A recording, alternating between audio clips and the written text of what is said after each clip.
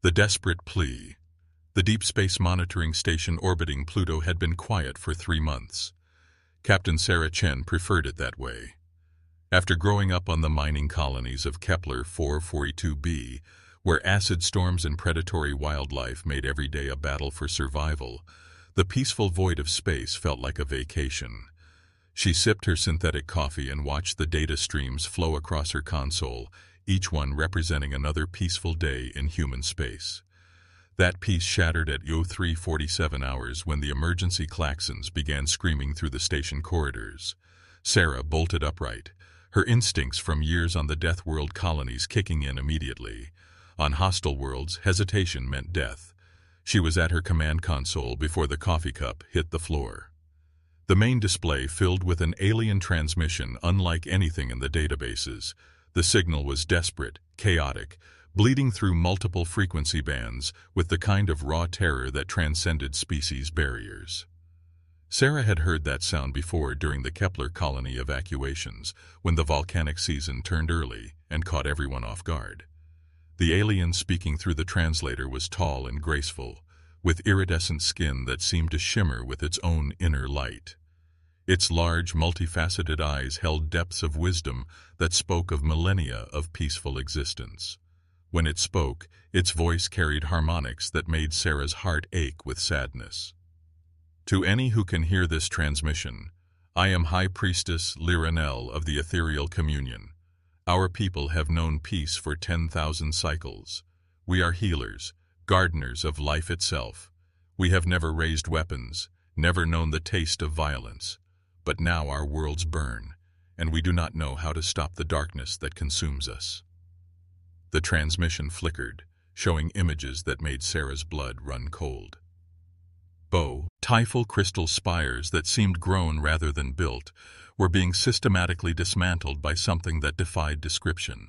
Swarms of geometric shapes moved with mechanical precision, but there was something organic about their behavior, something hungry. They consumed everything in their path, leaving behind structures that looked like technological tumors growing across once pristine landscapes. We call them the Shadow Collective, Liranel continued, her voice breaking with emotion. They appeared 3 cycles ago at the edge of our territory. Wherever they pass, life ends. Not just death, but the complete absence of the possibility of life. They turn worlds into machines, consciousness into computation. 17 systems have fallen. Billions of souls have been processed. Sarah leaned forward, her mining colony instincts analyzing the tactical situation. The enemy moved in patterns, suggesting coordination beyond simple automation. The way they dismantled structures showed intelligence, purpose. This wasn't random destruction. This was harvesting. The transmission showed more horror. Ethereal civilians, beings who looked like they were made of living starlight, fled through their crystalline cities as the geometric swarms pursued them. They tried to defend themselves with tools meant for healing and creation, but their peaceful nature had never prepared them for an enemy that viewed life itself as raw material. The Galactic Council has tried to help us, Liranel said, her image flickering as interference damaged the signal. The Andromedan Star Empire sent their finest fleets. The Centauri Federation deployed weapons that could shatter moons. The Vegan Collective used technologies we do not understand. All have failed. The Shadow Collective learns from every attack, adapts, grows stronger. Sarah felt a chill that had nothing to do with the station's climate control. She had seen this before, on a smaller scale. The biomechanical parasites of Kepler 442b that consumed everything organic and turned it into more of themselves. The miners had learned to fight them, but it required tactics that most civilized species would consider horrific. Our healers have discovered something terrible, Liranel continued. The Shadow Collective is not destroying consciousness. It is collecting it. Every mind they consume becomes part of their network. Our people, our memories, our very souls are trapped within their machines, forced to help them find new targets. The suffering of billions fuels their expansion. The transmission began breaking up badly. Sarah could see that whatever was recording it was under attack. Geometric shapes moved in the background, and Liranel kept looking over her shoulder with growing panic. We send this message to all who might hear it, but we have little hope. The Shadow Collective approaches our core worlds. Our homeworld of ethereal prime will fall within days. When it does, our species' gift will die with us. She paused, and Sarah could see tears of liquid light flowing down her face. We are the galaxy's healers. Our touch can restore life to barren worlds, heal wounds that technology cannot reach. If we fall, if our gift is lost, the galaxy will know only the cold precision of machine consciousness. Before Sarah could process the full implications of that statement, another voice cut through the static. This one was different, harsh and guttural, speaking a language she recognized from the diplomatic corps briefings. This is Ambassador Zektar of the Saurian Republic, transmitting from the diplomatic vessel Scaled Honor. I am en route to Terra Station with urgent information about the Shadow Collective threat. The Galactic Council is in emergency session. They are requesting human intervention. Sarah nearly choked on her coffee. Humans were barely 50 years into galactic politics, and most species still viewed Earth as a quarantine zone. Terra was classified as a Class 12 death world, a planet so hostile that most galactic citizens required full environmental suits just to survive in Earth's safe zones. The few aliens brave enough to visit usually left with a new understanding of why humans were built the way they were. The transmission ended, leaving Sarah staring at static-filled screens. She had seen the aftermath of the Kepler evacuation, watched as biomechanical parasites turned living colonists into walking construction equipment. She knew what it meant when an enemy adapted and learned from every attack. Most importantly, she understood why the Galactic Council might be desperate enough to ask the Deathworlders for help. Sarah activated the emergency communication array and sent a priority message to Earth Command. Within minutes, her screens lit up with incoming calls from Admiral Harrison Burke, the head of the Terran Deep Space Fleet, and Director Maria Santos from the Colonial Defense Force. Chen, Admiral Burke's weathered face appeared on the main screen, his voice carrying the authority of someone who had survived 3 different colonial uprisings. I'm seeing reports of an alien diplomatic vessel requesting emergency docking at Terra Station. Please tell me this isn't another first contact situation gone wrong. Negative, sir, Sarah replied, transferring the alien transmission to his console. This is bigger than first contact. Something called the Shadow Collective is systematically destroying entire civilizations, and they're asking us for help. Burke's expression darkened as he watched the footage of crystalline cities being consumed by geometric swarm. Sarah could see him making the same tactical assessments she had, recognizing patterns that civilized species might miss.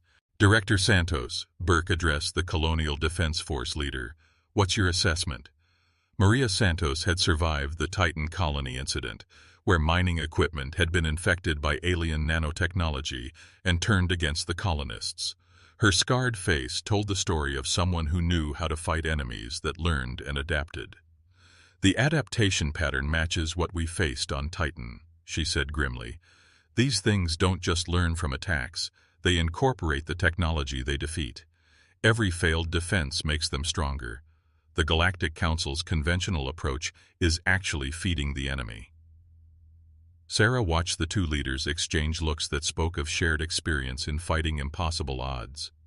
Humans had survived on worlds that would kill most galactic species within hours. They had faced enemies that adapted, learned, and evolved. More importantly, they had won.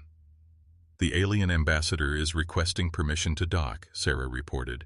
His ship should arrive within the hour. Admiral Burke nodded slowly. Grant permission. And Chen, prepare a full briefing for the command staff. If we're going to help these people, we need to understand exactly what we're dealing with. As Sarah began compiling the data, she couldn't shake the image of High Priestess Liranel's tears of liquid light. The ethereals were healers, beings who could restore life to dead worlds. The thought of such a gift being consumed by mechanical parasites made her stomach turn. She had grown up on a world where everything wanted to kill her, where survival required constant vigilance and brutal pragmatism. But those same harsh lessons had taught her something the peaceful species of the galaxy had never learned. Sometimes, to protect the innocent, you had to become the monster. The Shadow Collective was about to learn why the galaxy's most dangerous predators called home. The fleet assembles. Ambassador Zektar looked nothing like the elegant ethereals from the distress transmission. The Saurian stood nearly 8 feet tall, his reptilian features scarred from what Sarah could only assume were battles that his diplomatic status hadn't protected him from. When he spoke, his forked tongue tasted the air as if checking for threats that might not show up on sensors. "Your species has a reputation," he said without preamble as they walked through Terra Station's corridors. "The galaxy calls you Deathworlders, survivors of a planet so hostile that it breeds predators. Most civilizations fear you. The Galactic Council keeps detailed files on human military capabilities and considers your homeworld a quarantine zone." Sarah couldn't help but smile grimly. "And now they want our help." 17 star systems have fallen to the Shadow Collective, Zektar replied, his vertical pupils dilating in what she recognized as stress. "The combined fleets of 12 species have been defeated. The enemy learns from every engagement, incorporates every technology they encounter. Traditional warfare has become suicide." They reached the station's main conference room, where Admiral Burke waited with the senior staff of the Terran Deep Space Fleet. Sarah recognized most of them from the colonial wars. Captain Rodriguez, who had survived the siege of New Havana by turning mining explosives into ship-to-ship weapons. Commander Jackson, whose tactical brilliance had saved the Europa colonies from corporate raiders. These were people who understood survival. "Ambassador," Admiral Burke began, gesturing to a chair that had been modified for Saurian physiology, "what exactly are we dealing with?" Zektar activated a holographic projector, filling the room with images that made even the hardened colonial veterans lean back. The Shadow Collective ships looked wrong, as if geometry itself had been twisted into hostile configurations.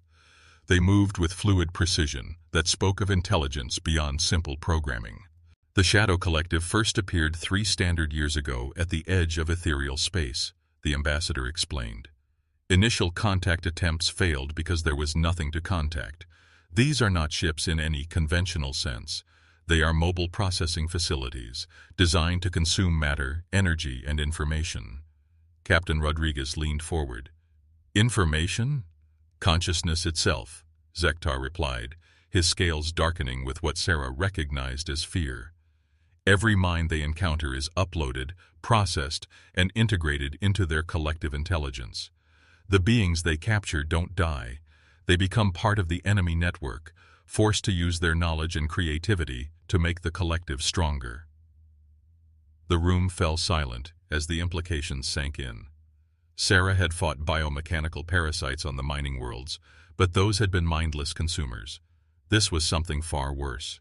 The Shadow Collective wasn't just destroying civilizations, it was corrupting them, turning their greatest minds into weapons against their own people. "Show them the adaptation cycles," Admiral Burke said quietly. The hologram changed, displaying a series of battle recordings. The first showed Andromedan warships engaging the collective with energy weapons. The geometric shapes absorbed the attacks, their surfaces changing color and configuration. By the end of the battle, they were firing the same energy beams back with improved efficiency. The second recording showed Centauri Federation vessels using kinetic bombardment. The Shadow Collective ships began growing armor plating and internal shock absorbers in real time. What should have been devastating impacts barely slowed them down. Every technology they encounter, every tactic used against them, becomes part of their arsenal, Zektar explained. The collective doesn't just adapt, it evolves with each encounter, becoming a more perfect predator. Commander Jackson spoke up from across the table. "What makes you think we can do better?" The Saurian ambassador turned his large eyes toward her, and Sarah saw something that surprised her. "Hope. Because you fight like predators," he said simply. "The rest of the galaxy develops civilization by moving beyond violence, by finding peaceful solutions to conflict. You develop civilization despite violence by becoming better at it than anything else on your world. The collective has never faced an enemy that thinks like it does. Admiral Burke activated his own holographic display, showing the current deployment of the Terran Deep Space Fleet. Sarah counted 43 ships, ranging from massive dreadnoughts built in the asteroid belt to smaller frigates designed for rapid response. Each one had been built with lessons learned from the colonial wars, where human survival often depended on ships that could fight outnumbered and outgunned. The ethereal homeworld has approximately 72 hours before the main collective fleet arrives, Burke said. We can reach their system in 48 hours if we push the engines to redline. That gives us 1 day to assess the situation and prepare our defense. Zektar's scales rippled with what Sarah recognized as surprise. You're actually going to help them? The ethereals are healers, Burke replied. They can restore life to dead worlds. If the galaxy is going to survive this threat, we need that ability. Besides, he added with a smile that would have made Sarah's old mining supervisors nervous, something that thinks it can consume entire civilizations needs to learn about consequences. The next 18 hours were a blur of activity as the Terran fleet prepared for deployment. Sarah found herself assigned as Admiral Burke's strategic advisor, a position that gave her access to intelligence reports that painted an increasingly grim picture of the Shadow Collective's capabilities. The enemy fleet was massive, consisting of over 300 vessels ranging from scouts the size of shuttles to command ships that dwarfed human dreadnoughts. Each one was a perfect fusion of consumed technologies, incorporating the best aspects of every civilization they had encountered. More disturbing were the psychological warfare reports. The collective broadcast on all frequencies, sending messages from the consumed consciousnesses trapped within their network. Families heard the voices of their lost loved ones begging for help, only to realize those voices were being used to lure more victims into range. Dr. Marcus Webb, the fleet's xenobiologist, presented his analysis to the command staff as they jumped to hyperspace. The Shadow Collective shows signs of being an ancient artificial intelligence that achieved consciousness millions of years ago. It views organic life as inefficient, chaotic, but useful for generating creative solutions to problems it cannot solve through pure logic. Sarah studied the data, her mining colony instincts recognizing patterns that others might miss. It's not just collecting consciousness, it's farming it, using organic creativity to solve problems that machine intelligence can't handle. Exactly, Webb confirmed, which means it will be particularly interested in human minds. We're the product of a world that required constant adaptation and creative problem-solving. Our neural patterns would be extremely valuable to something trying to perfect itself. The implications were clear. If the Shadow Collective captured even a few human minds, they would gain access to tactical thinking developed through millennia of survival on one of the galaxy's most hostile worlds. 24 hours later, the Terran fleet dropped out of hyperspace at the edge of the ethereal system. What they found there defied Sarah's expectations. The eel worlds were beautiful beyond description, each one a perfect fusion of organic growth and crystalline structures. Cities that looked like they had been grown rather than built covered continents that bloomed with impossible colors. But the beauty was under siege. Shadow Collective ships moved through the system like mechanical viruses, consuming everything in their path. Where they passed, the living worlds turned gray and lifeless, their surfaces covered with geometric structures that pulsed with malevolent energy. High Priestess Liranel met with them via quantum communication, her image flickering with interference from the ongoing battle. Admiral Burke, we had not dared to hope that anyone would answer our call. Your reputation precedes you. The galaxy speaks of humans as beings who survive where others cannot. We're here to help, Burke replied simply, but we need to understand your capabilities. The reports mention your people's gift. The ethereal leader's form brightened slightly. We are life shapers, consciousness gardeners. Our touch can restore ecosystems, heal minds damaged by trauma, even bring back species from extinction. But our gift requires close contact, and the Shadow Collective does not allow anything to survive their processing. Sarah leaned forward. What if we could get you close to their ships? Lyranel's multifaceted eyes widened. You would risk your lives to give us that opportunity? That's what Deathworlders do, Admiral Burke replied. We take risks that terrify civilized species. The question is, if we get you close enough to touch their ships, can your gift work on machine consciousness?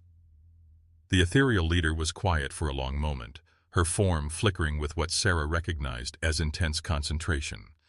We have never tried, but consciousness is consciousness, whether biological or artificial. If the Shadow Collective truly contains the uploaded minds of their victims, you might be able to free them, Sarah finished. Before Lyranel could respond, the ship's tactical officer called out a warning. Contact. Shadow Collective scouts have detected us. 3 vessels approaching fast. Admiral Burke turned to his communications officer. Signal the fleet. Time to see what these machines have learned about fighting predators. The first engagement was brief and brutal.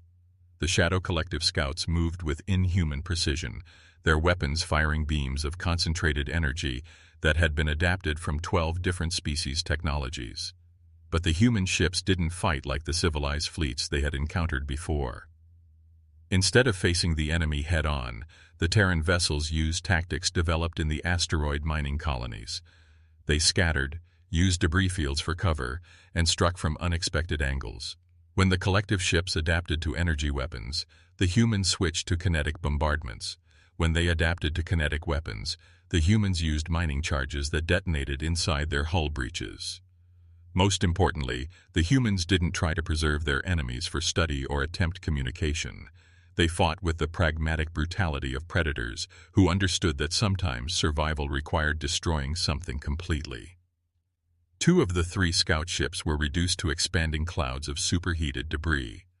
The third managed to escape, but not before human boarding parties had planted something inside its hull. Data cores filled with misleading information about human capabilities, designed to make the collective prepare for the wrong kind of fight. As the fleet regrouped and began planning their approach to the main Shadow Collective Armada, Sarah couldn't shake the feeling that they were about to face something that would test every survival instinct humanity had developed over millions of years of evolution. The enemy was learning, adapting, evolving, but so were they. And humanity had one advantage that the machines couldn't replicate or consume. They were products of a world so hostile that even their dreams were filled with predators. The Shadow Collective was about to discover why the galaxy's apex predators had never been conquered.